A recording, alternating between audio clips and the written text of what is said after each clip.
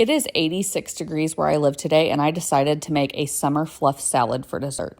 So the first thing I did was I cut up a pound of strawberries, and I cut those into bite-sized pieces.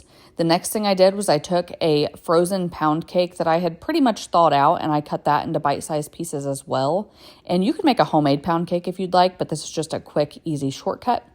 Next, I took a bag of mini marshmallows, and I add about half of that bag to my same bowl with my pound cake.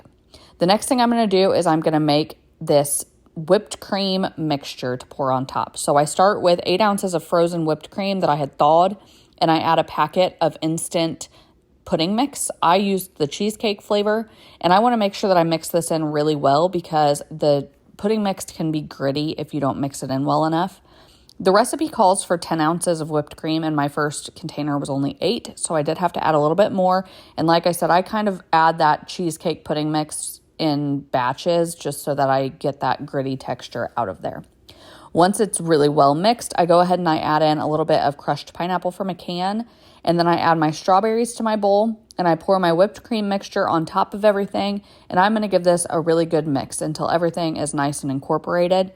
Once it is, I'm going to go ahead and try this, and I decide that I can't taste the pineapple very well. So I go ahead and I add a little bit more pineapple to the mixture because I do want to taste that. So once I get that mixed in, I go ahead and give it another try, and I thought it tasted great. And this is just a really quick, easy, great summer dessert because you serve it chilled, and I think it tastes great and you should give it a try.